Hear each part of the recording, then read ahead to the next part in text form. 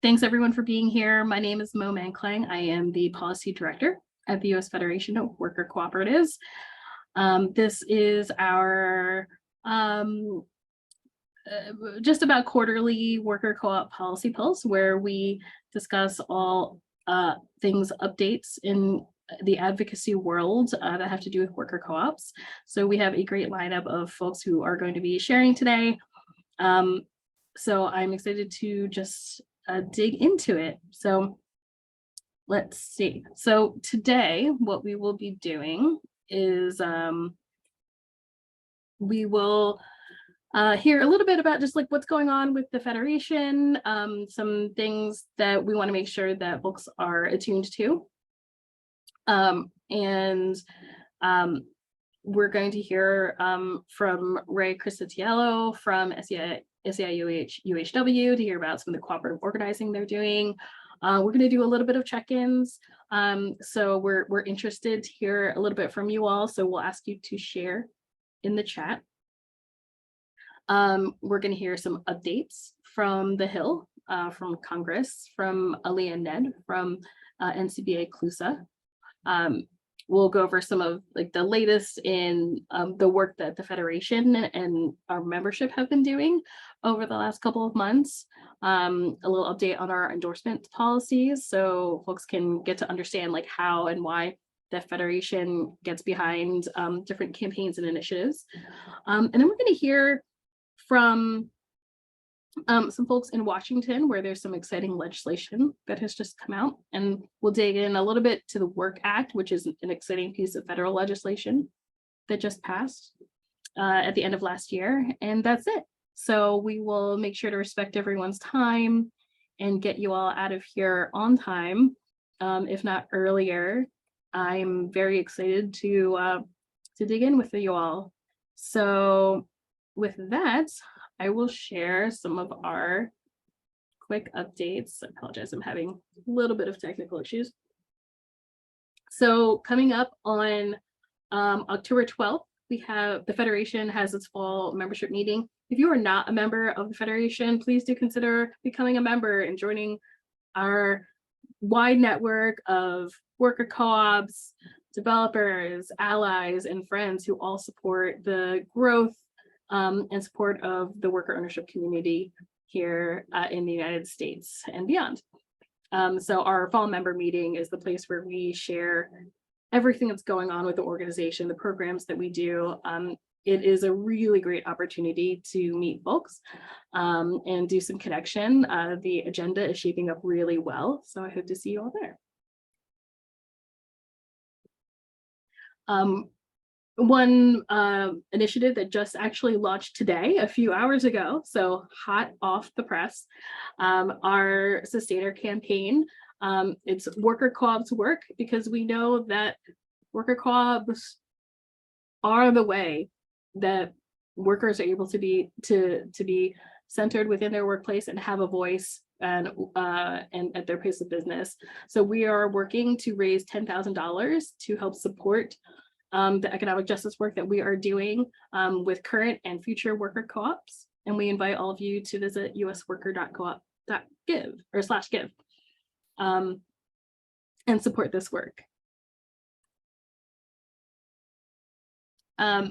One thing that I am incredibly excited about is our scholarships for worker owners. So we know that traveling and going to events is complex.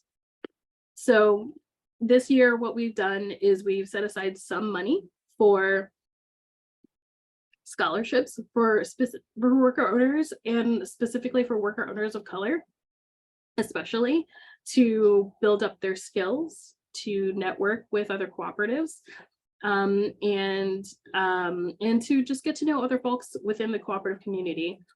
So if you are a worker owner, you can follow the link. We'll share it in the chat to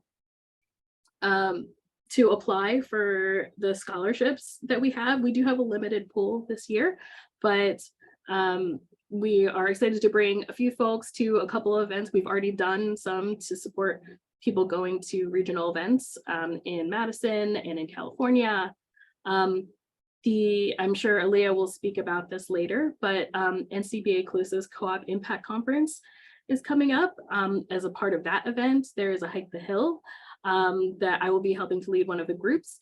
And we want to bring a few worker owners along to talk to your elected representatives. So if that's something that's interesting to you and you are a worker owner member of the Federation, please do apply. And so we have a little bit of criteria, and we'll reach out back to you to talk about how we can support. One thing we just want to make sure that everybody knows is that we have an amazing co-op clinic that is made up of peer advisors, of worker owners who have done this work and know the ins and outs and have had real life experience in running a cooperative business. As part of that co-op clinic, they created these amazing mini guides to work through issues like conflict and accountability, worker co-op structures, and decision-making processes. And those are available for free at usworker.coop. And I encourage folks to check those out. There are new ones being created all the time. So make sure to check those out. And with that, I will finally stop talking and kick you over to Ray from SEIU-UHW, an amazing partner who I've worked with for several years now, and in California and in more of our national work. And Ray is a part of the executive committee of our Union Co-ops Council, and a truly valued member of the worker co-op world. So I will hand it off to you now, Ray. Thank you so much for being here. Thanks, Mo. And thank you for inviting me. I'm Ra Criscitiello. I'm the Deputy Director of Research for SEIU United Healthcare Workers West. We represent about 110,000 allied healthcare workers statewide in California. And I would love to give a couple brief updates on UHW's policy and legislative work in the union co-op space. Just as a sort of broad statement, our union continues to see worker ownership as a key way to support working people, both union and non-union. And congratulations to the Federation staff on the recent organizing decision. And yeah, as somebody who works and has for a long time within organized labor, I feel a growing interest and alignment from inside unions with looking at worker ownership as a meaningful path for advocating for workers.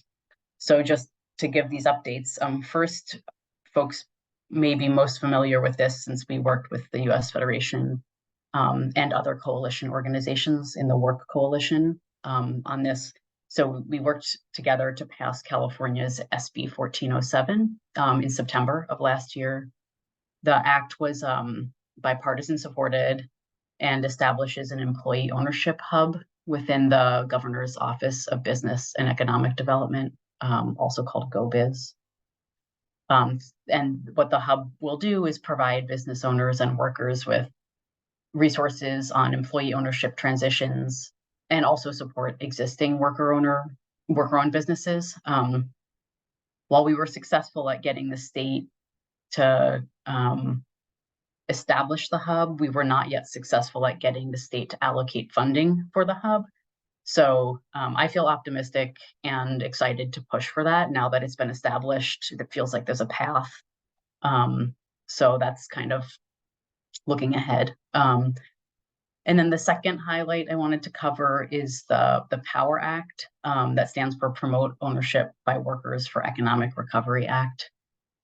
This was passed September 29th, 2022, so right around the same time. And this is transparently, this is a very different version of what was originally written, as often happens with legislation. But I actually do sincerely think that where it ended up will be useful. So it was turned into a study bill, which I actually was not familiar with until this happened to this bill, which is that the state basically commissions a study on the issue that you were hoping to just kind of jump to. But it's thoughtful and it allows the state to kind of generate buy-in and socialize the issue more. So in that sense, it's an opportunity. What the act actually does now is, so it establishes a panel with the purpose of studying the economic impact of worker-owned businesses and how the state through policy can promote their growth. So positive. The panel serves under the authority of the already existing Labor and Workforce Development Agency. The panel has met once so far and is in the process of commissioning the study, which will take about a year. And more related to the initial incarnation of the act, the panel is responsible in part also for studying the establishment of what the bill calls an association of cooperative labor contractors, which is like worker-owned labor pools, whose members would have a right to organize into unions, participate in labor organizations, and have jobs with minimum labor standards. So the act, still retains the kind of grand goal of closer ties between the worker cooperative and labor movement, and hopefully is a stepping stone for more engagement with the state in supporting worker ownership. Yeah, I think I'll stop there because those were the updates that I had. Thank you so much, Ray. I just want to share that the support of labor unions is so important to our work. The Federation is very clear about the intersection of goals between the worker co-op movement and like the labor movement are very tightly intertwined, and that means like we're always looking for ways to collaborate and build relationships with labor unions. And like, frankly, a lot of the work, including the passage of SB 1407 in California, and just a lot of the organizing work that we're doing would not be possible without the support of SEIU-UHW. So I want to thank Ray so much for your ongoing just like engagement and support. It feels truly like what partnership across movements looks like. So it's always really nice to me to like be able to like partner and showcase ourselves in different spaces and in different ways.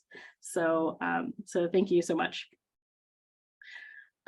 So we're gonna move on quickly. I am going to kick it over to Gail Johnson, who is on the Policy and Advocacy Council's Executive Committee, to do just a little bit more of a welcome and a check-in. Thank you so much, Mo. Hi, everyone. Welcome to this space. We are so happy to have you here. We hope that you find our activity very entertaining and informing today. So I trust that, I think someone asked for the agenda. Oh, it's there. Thank you so much. So awesome. Thank you, Rebecca, for that question. Great question. Yes, so today we're gonna try to encourage you, all of you, to join the U.S. Federation of Worker Cooperative. And we also would like you to show interest in becoming part of the membership and also becoming part of the policy and advocacy council meetings, because we do a lot, we explore a lot, and we're trying to make changes for worker cooperative. And we'd like you to invite your members, your colleagues, and everybody else to be a part of this space. We welcome you all.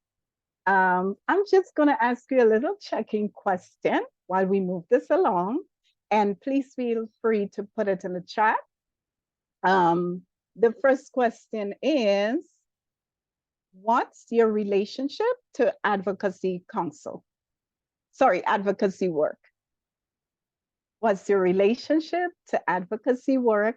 What brings you to this forum or to this space? Is it because you are already a part of a co-op? Are you interested in being an investor? Are you interested in assisting with the co-op community in different ways? Please state that in the chat. Also state your name. Also state your pronouns. And it might be helpful if you say where you are calling, where you are coming from, if you state your place of location. And so that's two. And then the third and final one is, what question do you have? So feel free to ask us your question and we'll try our best to answer it. Thank you so much. I'll turn you back over to Mo. Thank you, Mo. Thank you so much, Gail. Gail is one of my favorite members. I know you should not have favorites, but Gail is one of my favorite members of the Policy and Advocacy Council because she, on top of the work of being a worker owner, always makes sure to make time and space for this work. And we have really rich discussions every month. We meet on the first Thursdays of every month. I just want to encourage folks, if you are interested in getting more involved, I just want to underscore what Gail said. It is a really great, enriching space full of advocates and people like those that are on this call. So I encourage you all to get involved. So thank you so much. Please do share in the chat, like while you're here, it helps us not only to, help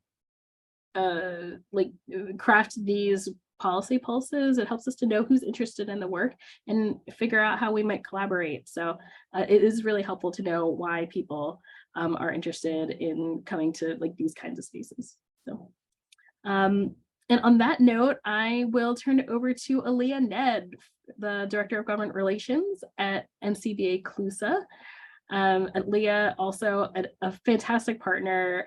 We work together on many different issues, but I am so excited to have Aaliyah share a little bit about what NCBA has been working on and updates from the Hill.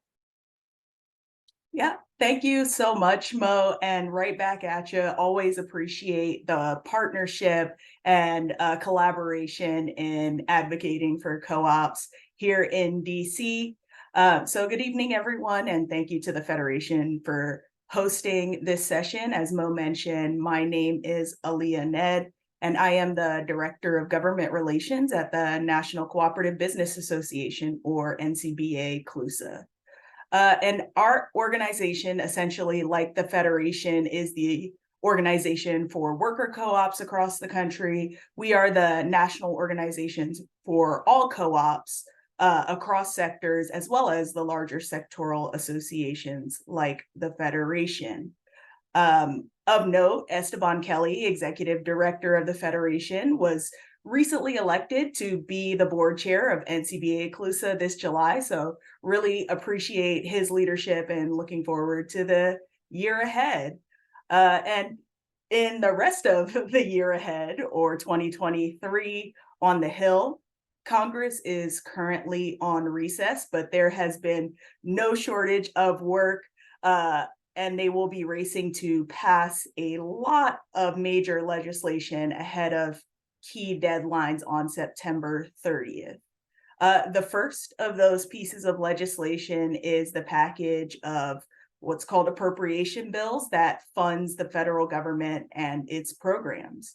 And so this includes funding for major co-op priorities like the Rural Cooperative Development Grant Program to support co-op development organizations, which is also the only federal program that supports cooperative development in the US. Other appropriations that we're focused on is programs to support international food aid and international cooperative development. These are 12 huge, very lengthy bills, And with the short time between Congress's expected return after Labor Day and the September 30th deadline, moving something of this magnitude will be very challenging. So Congress will likely need to pass what's called a continuing resolution. In its simplest terms, it would extend funding to avoid a federal shutdown, as we have seen in recent years. Another big law or piece of legislation that needs to be passed before September 30th is also the Farm Bill. And the Farm Bill funds programs across the Department of Agriculture, which is mainly funding to support local food systems, producers, foresters, and ranchers, conservation programs to combat climate change, urban farming, as well as rural economic development. As I mentioned, this is also set to expire on September 30th.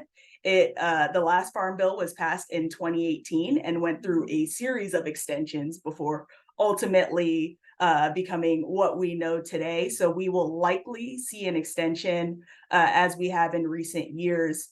But despite all of this action, we continue to be focused here at NCBA CLUSA on the longstanding co-op priorities, as well as new legislation that has been introduced this Congress that we work closely with the Federation on, such as the Employee Equity Investment Act, which would support worker cooperatives, or reintroduction of legislation like the Main Street 2.0 Act. And this would build on one of our longstanding perennial issues within the cooperative community, which is to fully implement the Main Street Act that was passed back in 2018. It would support co-op startups or conversions by providing equitable access to financing and capital through the Small Business Administration, or SBA. So keep your eyes out for the Main Street 2.0 Act. I know Mo has the finger on the pulse when it comes to that legislation, and we are keenly focused on getting that done. The second, as I mentioned, is reauthorization of the Farm Bill and the Rural Cooperative Development Grant Program to ensure that cooperative development organizations and rural economic development is supported along with all of our producers and ranchers. The third priority is to preserve the tax status of cooperatives. We, within the cooperative ecosystem, recognize the unique model and value that co-ops provide, with benefits to worker owners, customer owners, and local economies by keeping the dollars in those communities and being less extractive than traditional business models. So we want to ensure that that tax status and structure is recognized. The fourth is reauthorizing and funding international cooperative development and food security programs.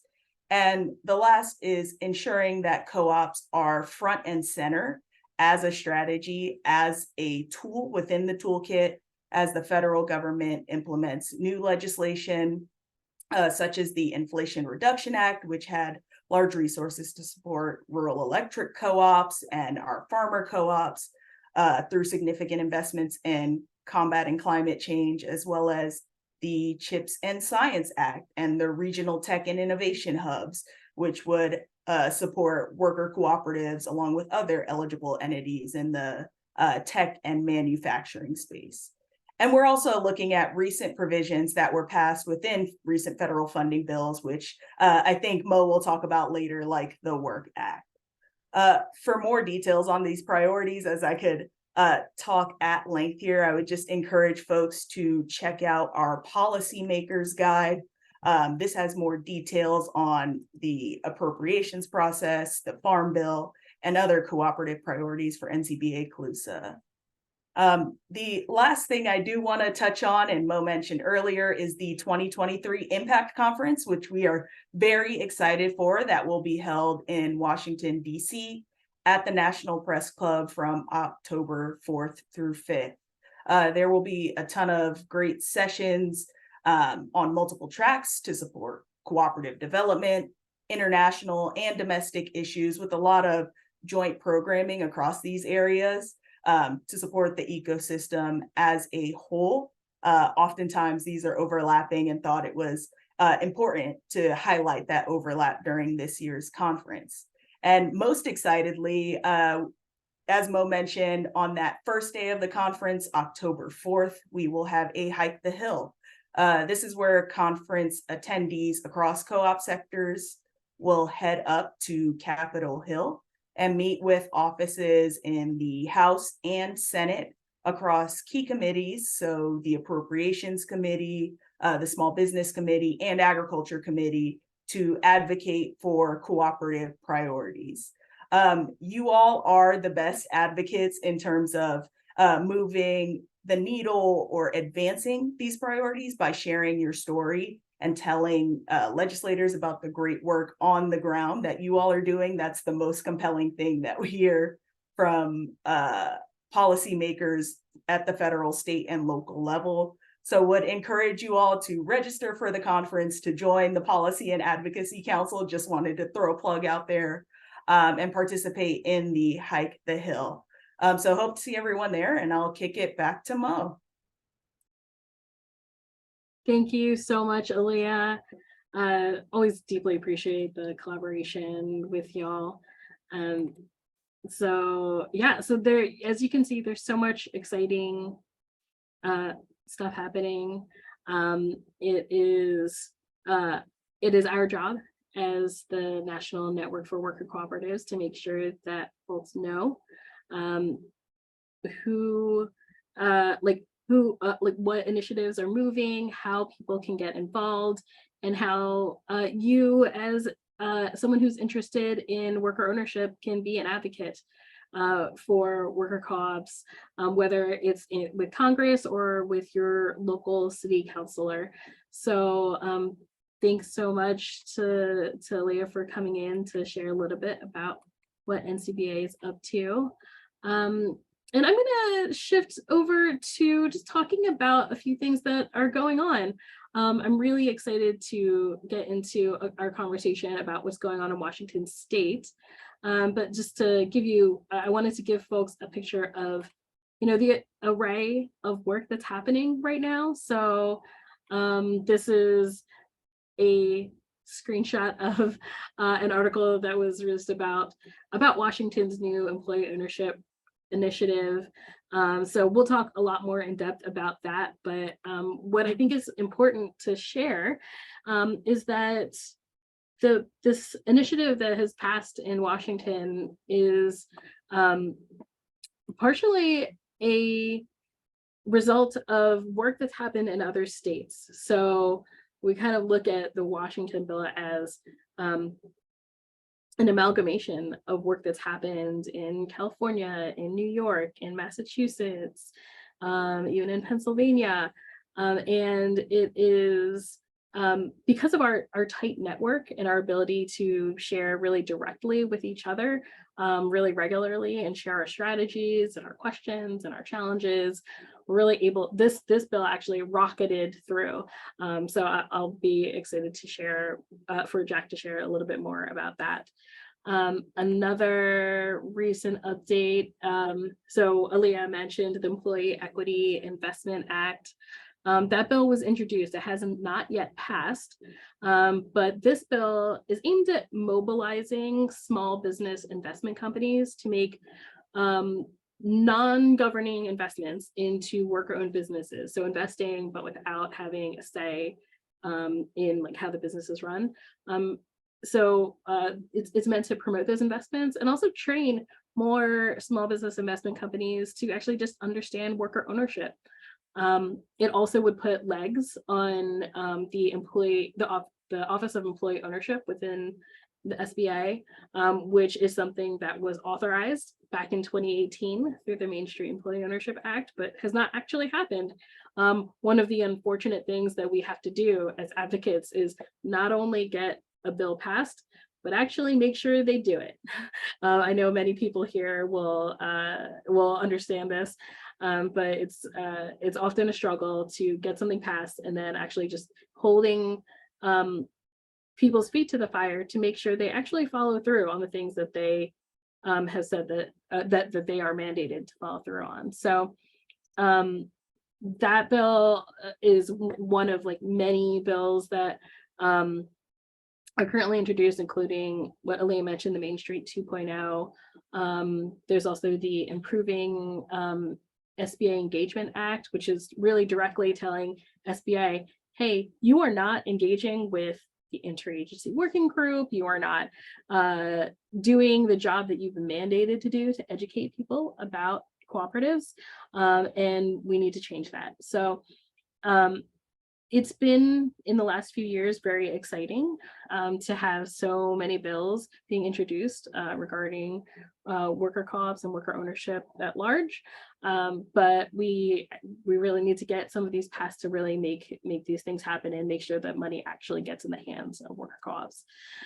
So that's the main thing that we work on here at the Federation. And then I'll go into a little bit more detail on this, but the Department of Labor finally actually just released and rolled out the announcement about their worker ownership initiative. So the Work Act that passed at the end of 2022 said that the Department of Labor should create an employee ownership initiative, and it should create a state a grants program specifically to fund statewide initiatives.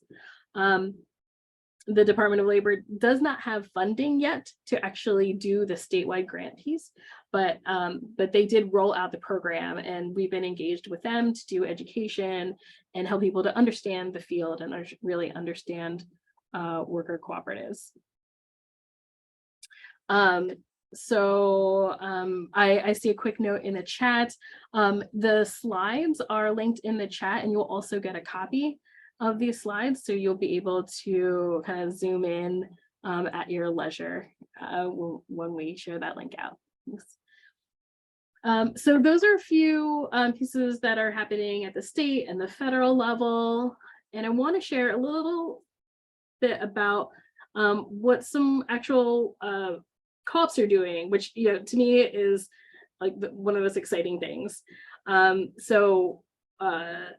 Many of you probably know the drivers co-op that is the one that we're talking about here is the one that's in New York City, and they are not only a several thousand strong workforce of drivers, cab drivers in New York City. They also prioritize doing advocacy work. So the Drivers Co-op, this is a little screenshot of their annual report. They are working on legislation to bring about a just green transition for the for-hire vehicle industry. They want to create a new stakeholder-governed public authority and to roll out plans to electrify rideshare to help drivers buy electric vehicles so that they can reduce emissions in the state of New York and really move us towards a more sustainable future. So huge props to the Drivers Co-op, who is working really diligently with their city and state governments to move that forward. Another piece is this is just a screenshot from a White House briefing, but PV Squared, so a solar installation company in Massachusetts, they are doing some advocacy for provisions in the Inflation Reduction Act that would include worker co-ops as eligible businesses to provide electrical energy in rural areas. So they are advocating to make sure worker co-ops are included in these provisions so that they can reduce the energy burden for low-income farms, businesses, and homeowners in rural areas who aren't able to access traditional funding. Aaliyah mentioned earlier that we run into a lot of issues with SBA and people being able to access their loans. We work on that a lot, but we also try to support other initiatives like this that are helping, that can more immediately get funds in the hands of worker co-ops. So just a reminder, so you'll get a link to the slides. I can probably share those in a minute when Jack is talking, but you'll get this deck that has all the links to all these things. So those are two, and then the last one, Aaliyah already spoke a lot about kind of supporting the Farm Bill and the Rural Cooperative Development Grant Program. I do just want to shout out a lot of our co-op development folks are advocating for this. So there is a rich community, not just of like worker owners, but also our like members in the co-op development sphere who are doing a lot of advocacy work to make sure that our co-ops get funded and that more co-ops are able to be developed.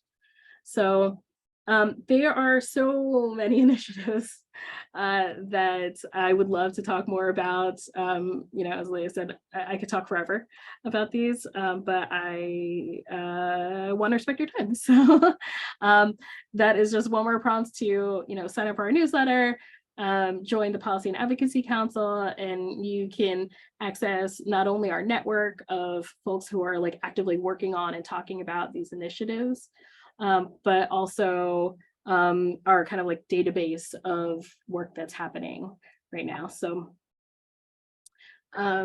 so those are kind of like the bigger Federation updates.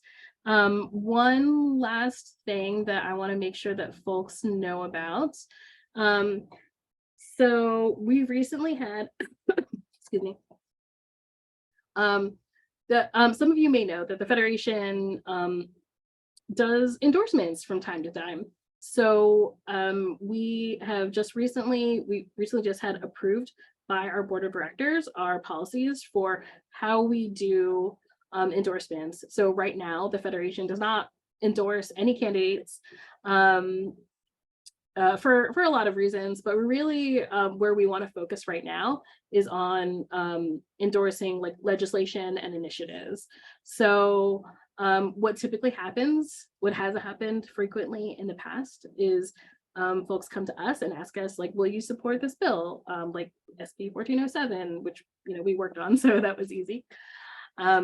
But they come to us and say, will you support this? And as a membership organization, we want to make sure that we are doing our due diligence and understanding like who is making the ask, what is the background around those asks, like what is our vetting process, and make sure that's available to folks to understand. So this is, I'm not going to read the whole thing, but kind of just a snapshot of what this looks like. We get requests from all over the place. We prioritize requests from our board, staff, members, and member councils. Then we have a vetting process where, you know, I, as the policy director, review all the requests.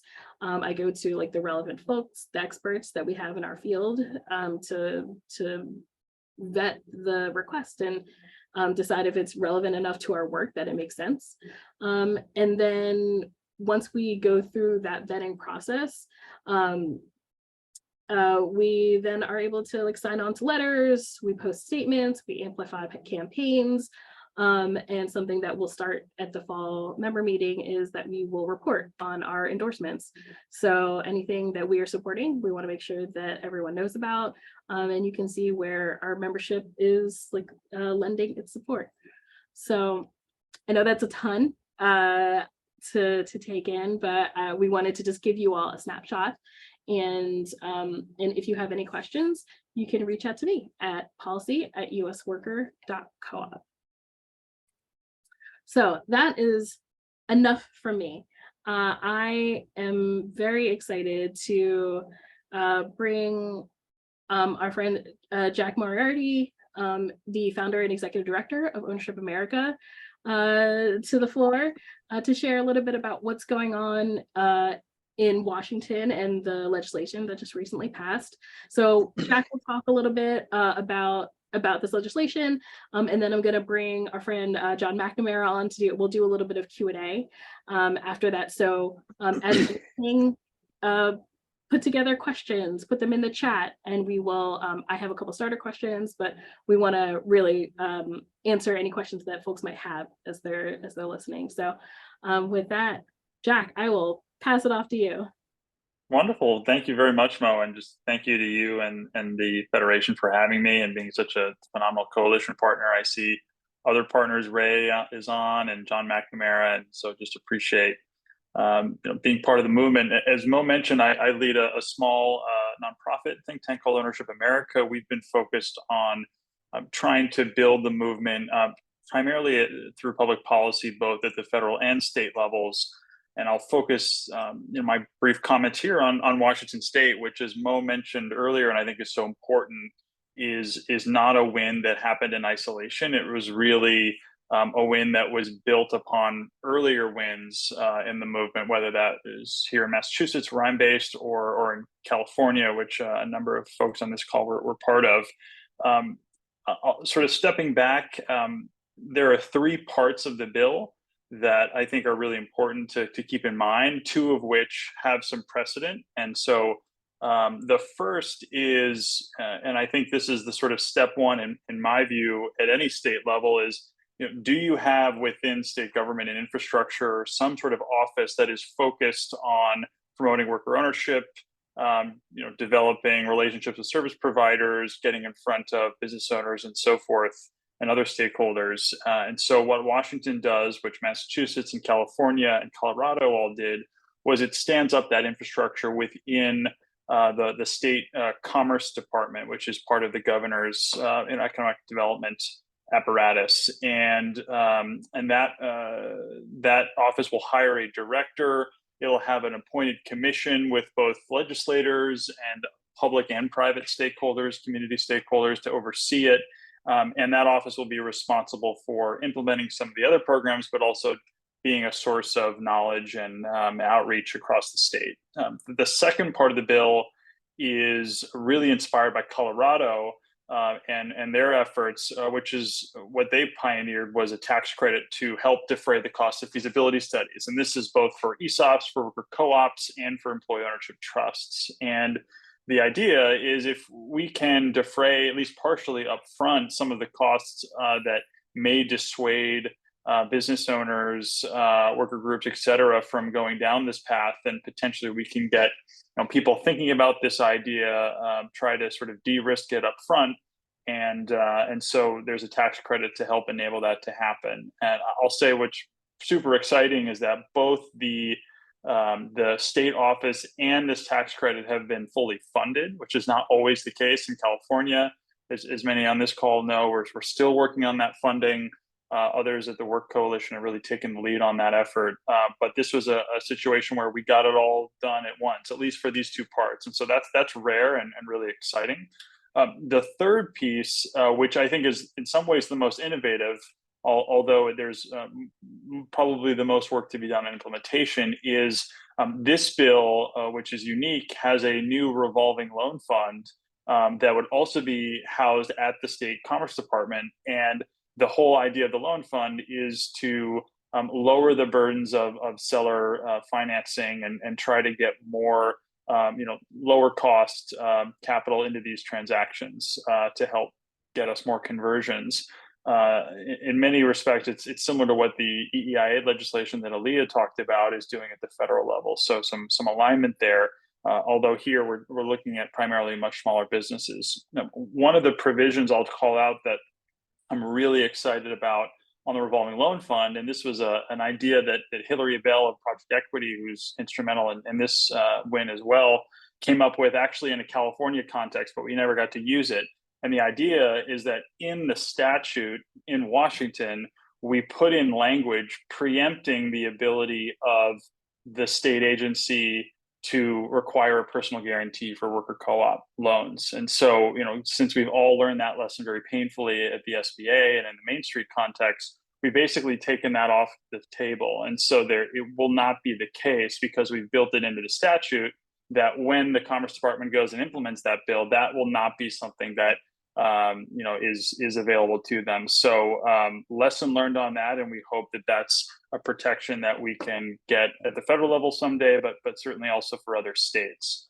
The caveat on the revolving loan fund, and this is part of what's sort of unique and interesting about working in different states, is that Washington State happens to have a constitutional prohibition on using public credit enhancement, which this is, to support private businesses.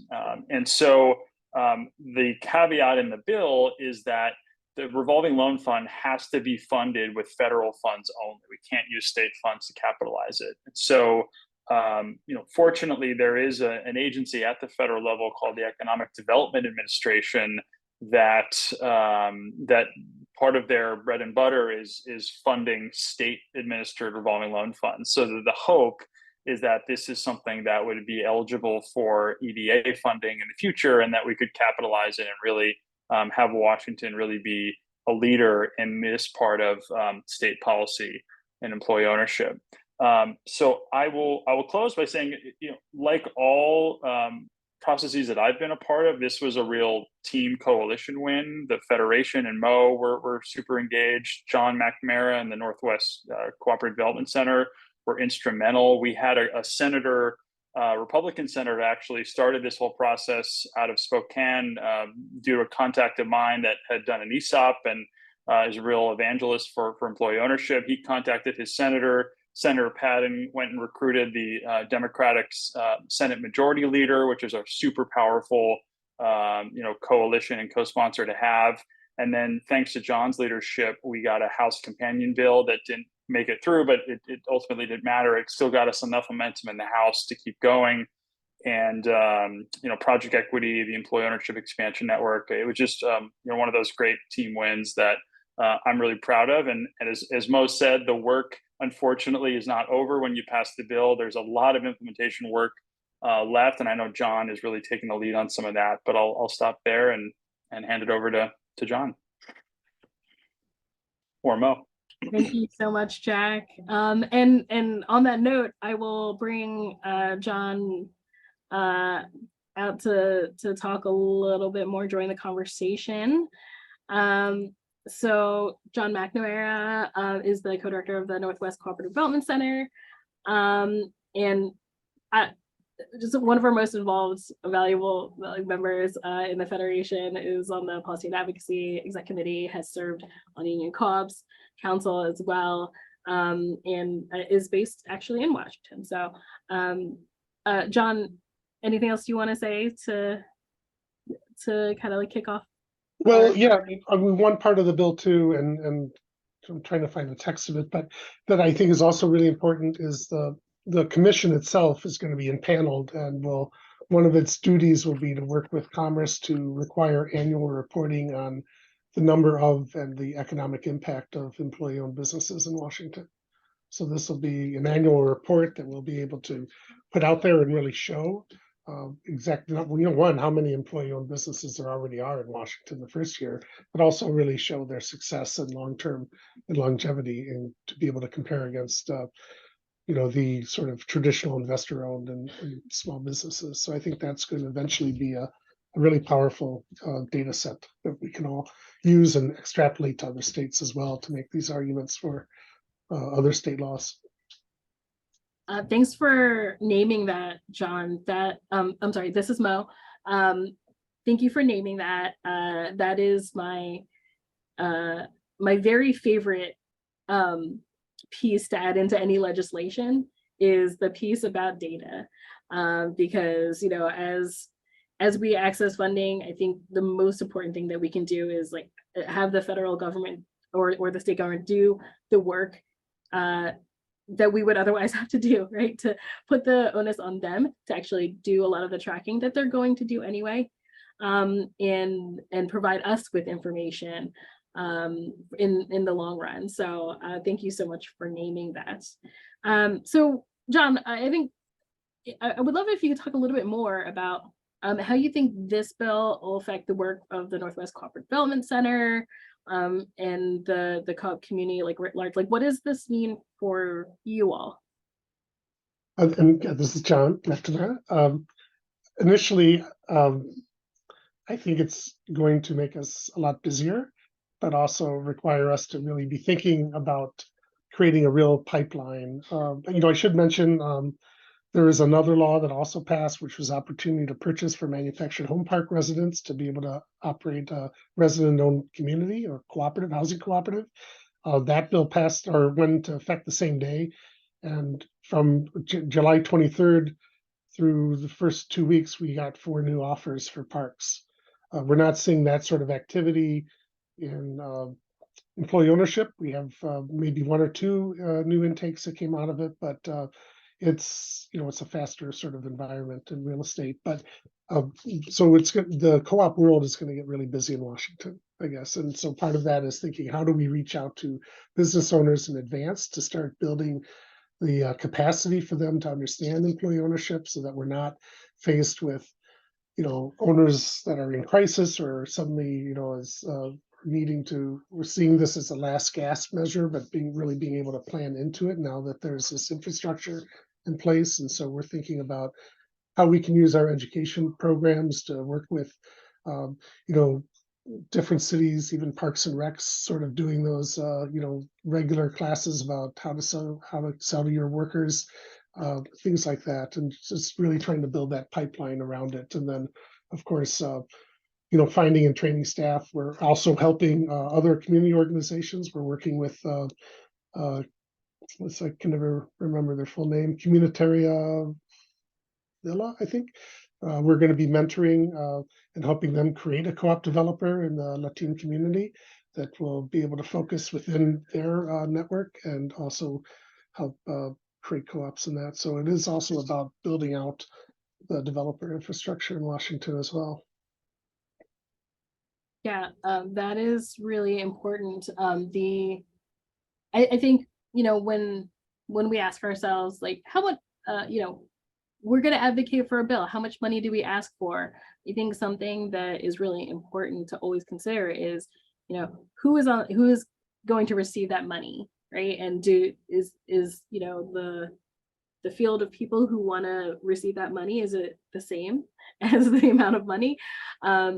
Because something that can be really tricky is if, say, you do get approval for like millions of dollars, but there aren't people on the other end enough people on the other end to receive it, then what that tells legislators is that there's not enough demand. So what you want to demonstrate success through kind of like reasonable expectations. So I think that's a great thing to kind of take away from the process.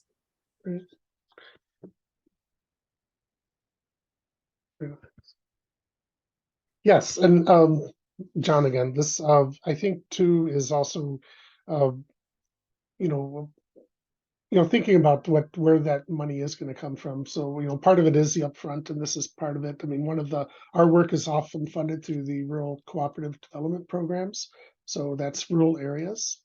This this new law will really allow us to start working in more urban areas where we always have had a footprint, but this will really make it really important. However, of course, we need to also figure out ways that we can, do our work, honor our labor, and find a way that is still affordable up front, because the tax credit will take up to a year to get really settled out. And so we'll still need to find a way of working through it, whether we do it as part of closing or find other ways of doing paying. Sometimes the sellers are willing to support that.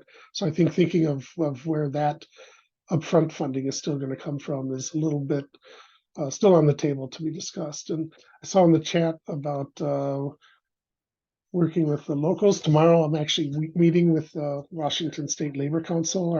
We have some long-term contacts within the council as well as workforce development to talk about how we can work with the local labor communities in Washington to help facilitate some of this as well.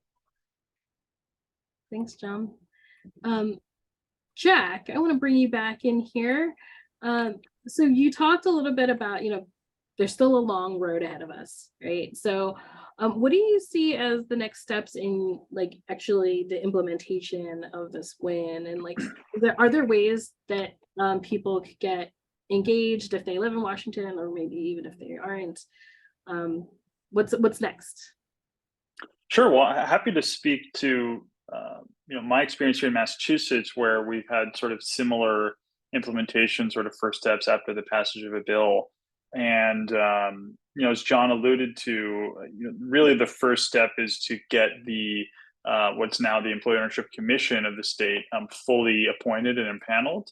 And there are a number of seats that will go to legislators. There are some seats that will go to the public, and there's at least one seat for a worker cooperative expert or company. I have to go back and look at the text. And so the first thing is to make sure those seats are filled.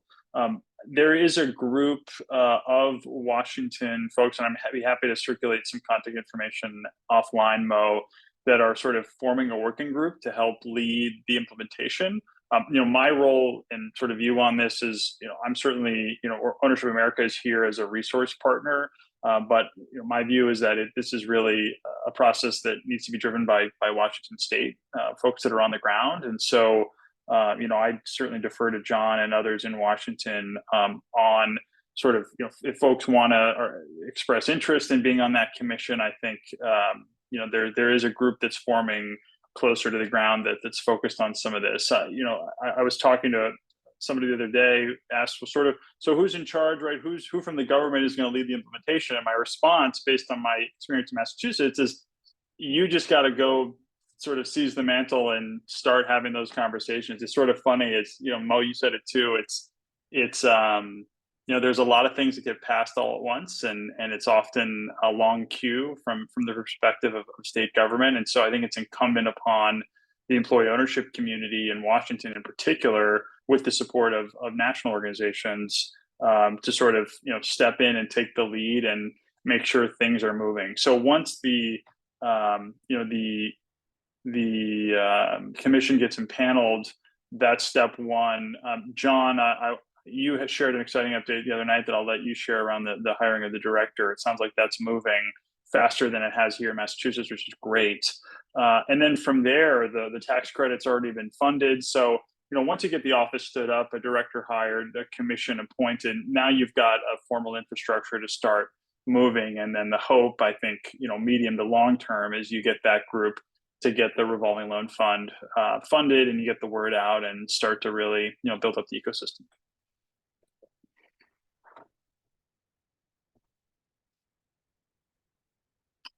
Mo, I think you're muted. Yeah, sorry. So there's so many different little pieces that need to move forward. So there's hiring piece, there's people getting ready to take advantage of things like tax credits.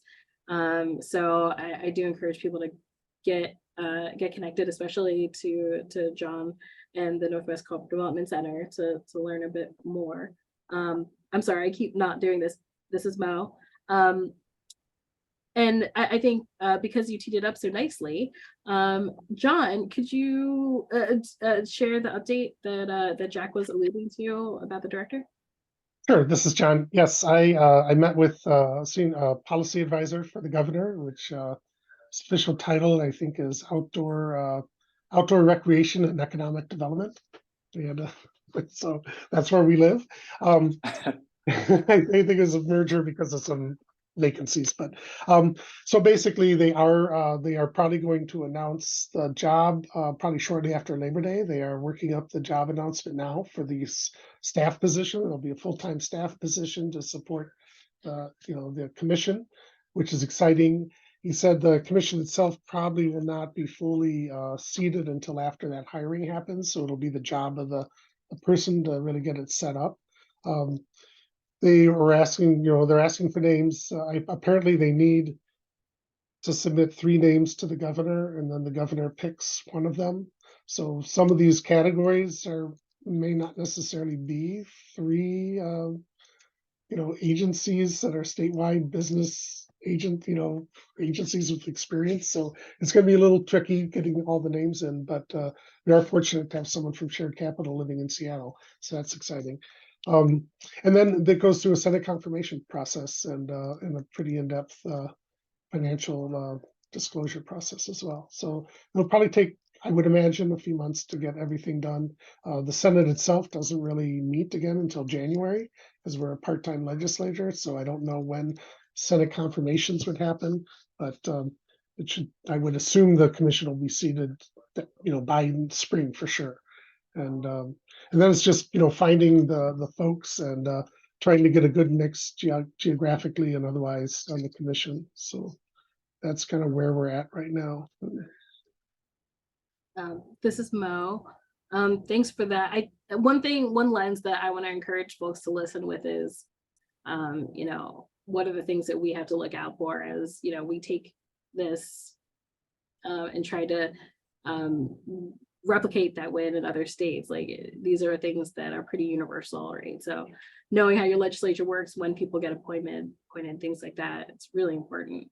Are there any specific needs or supports that you think are necessary, John, to make sure that we can make the most of these resources? Like, do you see any like supports, like in, I don't know if it's understanding more about the state legislature or getting more support on the ground from businesses in Washington?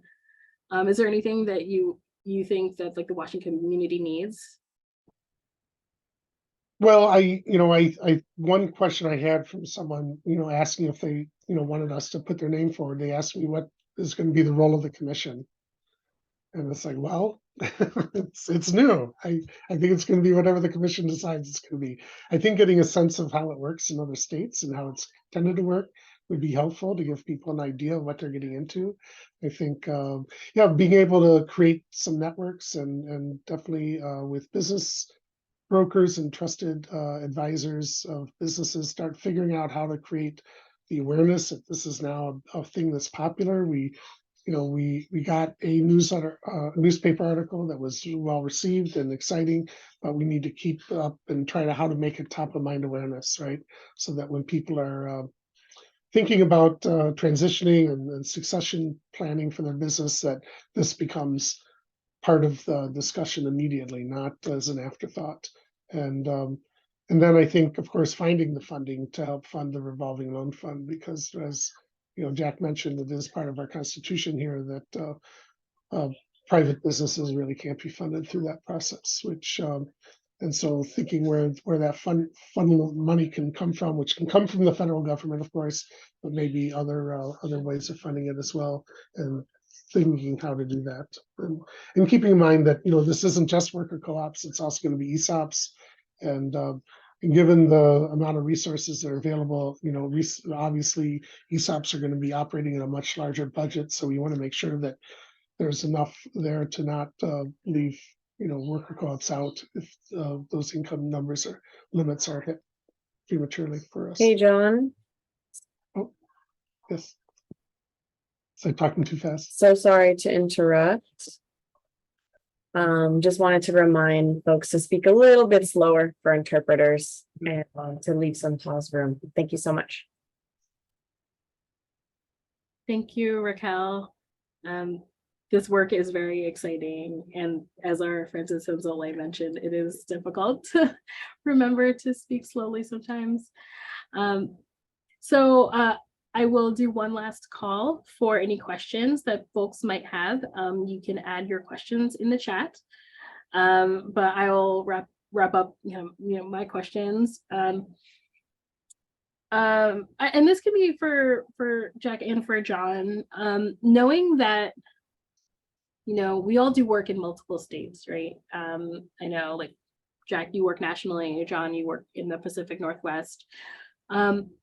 How do you both feel about how this bill affect other endeavors that people are working towards? Like, do you see this as kind of like a stepping stone? Are there any other states where you think are well positioned to kind of keep rolling from this success in Washington to leverage that into further wins?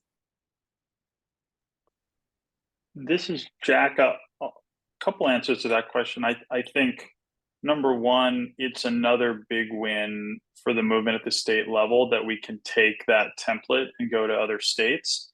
And we have something new, right? We have a revolving loan fund in addition to some other provisions that have been piloted elsewhere. So I think the combination of a state office with funding for feasibility studies and a financing facility, that's a really powerful three-legged stool in my view. I'm sure you could find other things to layer on, but I'd love to see that particular model taken to other states, which will now feel more feasible, since states always like to hear that they're not the very first to be sort of going out on a limb. I think within Washington State, I mean, here in Massachusetts, it's only just a state office, and so I think there's a lot more to build legislatively here in Massachusetts on employee ownership. With Washington, I mean, I think it's the most ambitious state level policy employee ownership win we've ever had. And so I think what's exciting about the implementation process is I think Washington has an opportunity to really, build up an infrastructure that could be a national leader in a relatively short period of time. And that's, we'll see how far can a state bill that has these components really take a given state and the employee ownership community in a given state. And I think it'll be a great test case for us to see sort of the limits of the possible at the state level. Yeah, this is John. I definitely agree. I also, really want to point out, right, Washington's model was a Republican-led model, right? Senator Patton, he initiated it. He reached out to the Senate Majority Leader from the other side of the aisle. And likewise, we put our companion bill together. It was, we also made sure it was bipartisan. I think that really can give it a lot of, that story can really give it a lot of legs in other states that are maybe more purplish or have somewhat divided legislators that don't always come together. This received unanimous support at every vote at the committee through the both houses at every step of the way. It never lost a single vote. That said, I think Oregon is probably a perfect opportunity because both California and Washington now have laws, and Oregon tends to try to one-up both states on their when they see the states have legislation. So I'm sure they're probably feeling a little behind the 8 ball here that they didn't do it before us. So that's so definitely one state, I think. Also, Idaho, for what it's worth, which is also in our service area, already has opportunity to purchase for renters. And so it's seems like that could also be an area where, again, having this discussion, especially using some of Senator Patton's language about the value of employee ownership and creating, healthier communities, and which is kind of comes from a, family values narrative, but is also really powerful within that community, and speaking to the cooperative values of self-help and self-responsibility can really, I think, also really help this sort of legislation continue across, even in states that we might not think of as being ripe for employee ownership or worker ownership. This is Mo. Thanks so much for those insights, Jack and John. I see Dennis had a question here about given the federal illegality of cannabis, will the state revolving fund be able to directly fund cannabis co-ops with state financing? I would agree with Jack. I think if it's funded with federal funds, then it's not likely that it's possible. But I do want to, I will call back to something that Dennis shared earlier, that there was recently a big win in Rhode Island in terms of state licensing in the cannabis industry to go directly to worker co-ops. The same is happening in New York as well. So there's some exciting developments on that front, but I think continued development and understanding how to get cannabis law changed at the federal level, which I know Senator Schumer and Booker are working on, and the Federation has provided comment also on how any work involving kind of like cannabis legislation can incorporate worker cooperatives as a feature of how those programs get developed. So with that, I want to thank John and Jack so much for lending your wisdom and experience, and most importantly, your energy towards this work in Washington.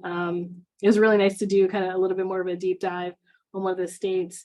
And, you know, we try to do spotlights in all of our worker co-op policy pulses. And I just want to thank you both for making the time. Thank you, Mo. Appreciate it.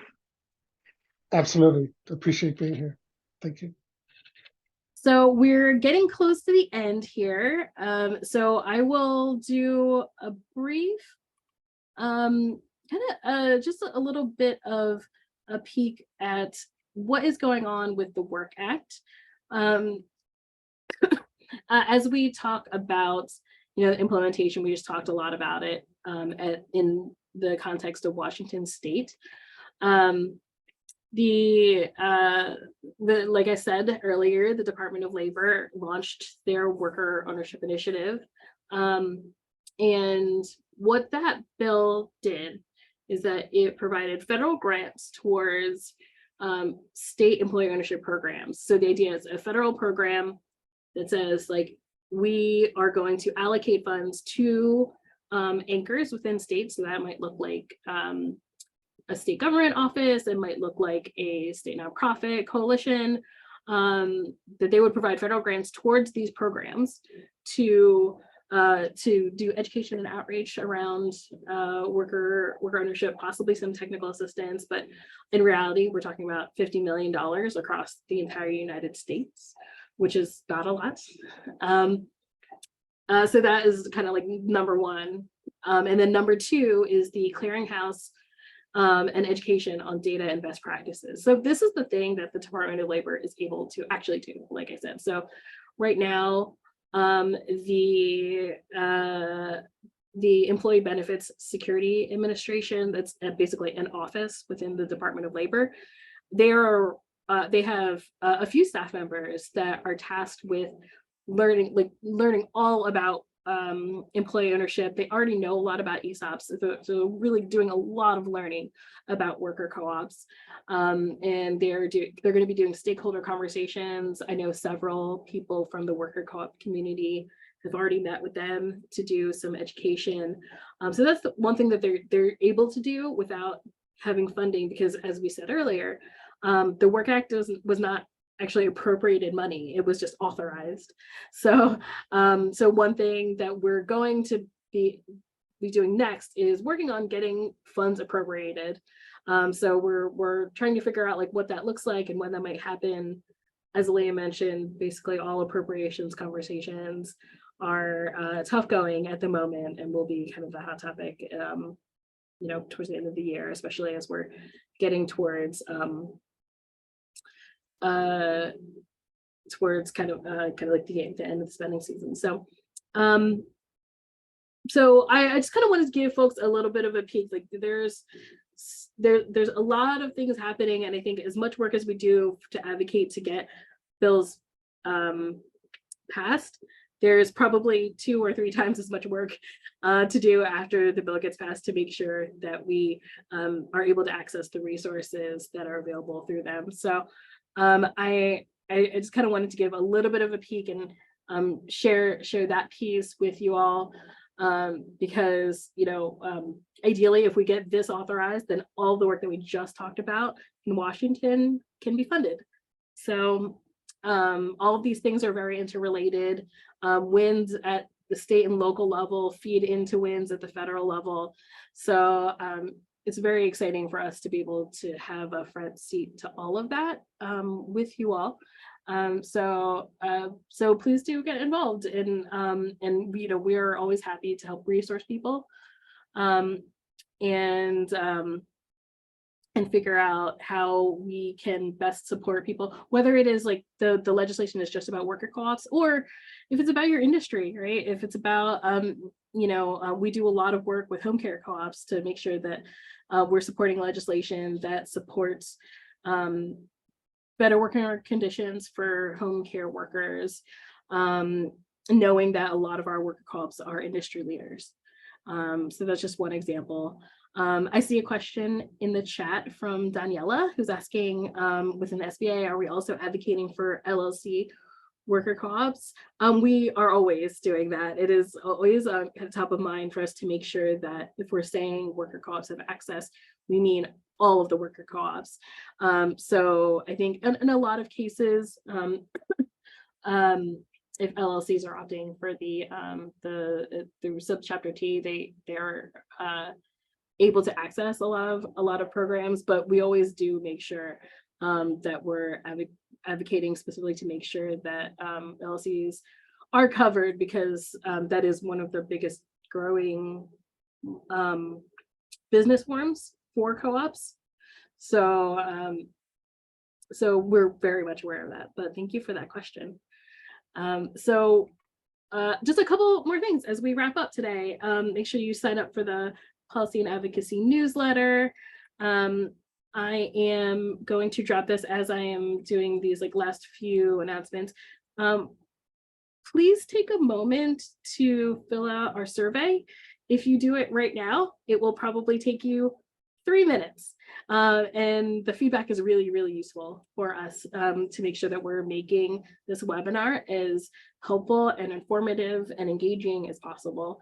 So please do take a moment to fill out that survey. Save the date for our next worker co-op policy pulse, which will be on November 11th. I'm sorry, November 9th. So it'll be Thursday, November 9th is our next policy pulse. The link, we'll make sure to share that around as well. And let me see, if you sign up for the Policy and Advocacy newsletter, you'll get all this information. It will probably be the same time. Yes, it will be the same time. It will be 6 p.m. Eastern. And I won't do the math, but it will be at 6 p.m. Eastern next time around. I just want to give a shout out to the rest of the events that are coming up.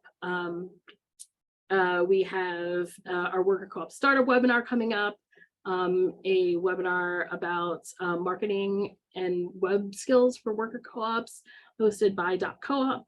Our next Policy to Advocacy Council meeting is on September 7th. Again, our annual fall member meeting is on October 12th. So those are the big highlights to make sure that are on your calendars. Just go ahead and register now for the next Worker Co-op Policy Pulse to make sure that you're in the loop.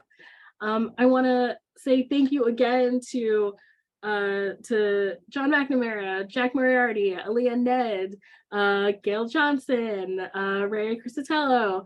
I'm sure that there's someone that I'm forgetting, but thank you to everyone. Thank you so much to Cenzontle for providing our interpretation services tonight. You all are amazing.